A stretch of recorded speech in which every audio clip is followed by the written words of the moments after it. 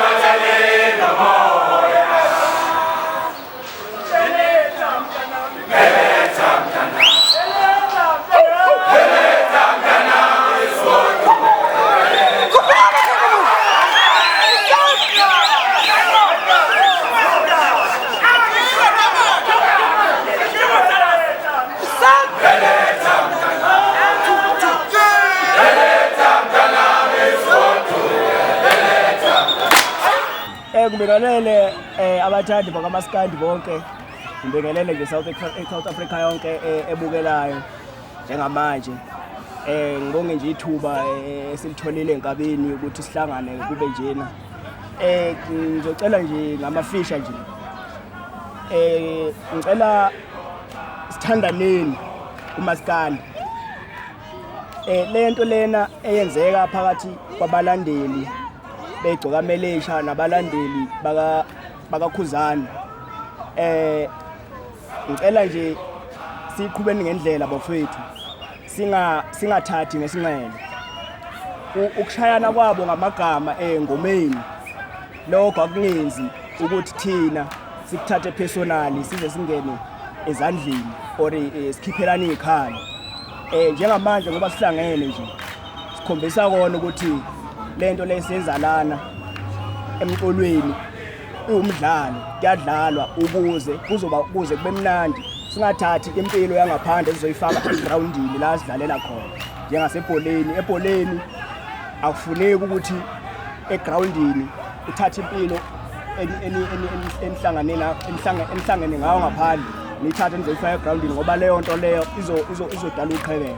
Socela nje bafethu ukuthi sikhuze kuzo zonke igameko sezenzakele sikhuze ukuthi sehliseni imoya ukuze amaqhawethu ezoqhubeka esebenze kamnandi eqhubekele phambili eqashwe endaweni eningi eziyofika ngisho phesheya.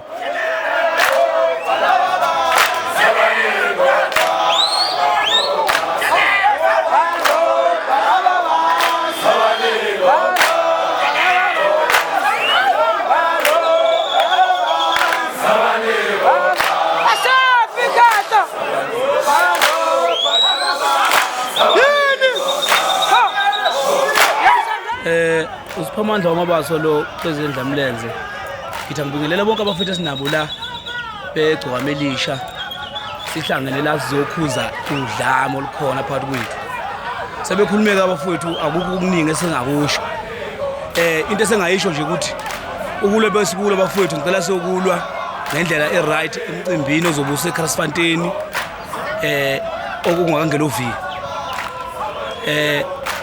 nathi indlamleze sobe sinomcimbi K29 eJabulani emakhaya hall. Sicela bonke abalandeli bendlamleze bephelele khona. Ngiyabonga okuningi sebekhulumile.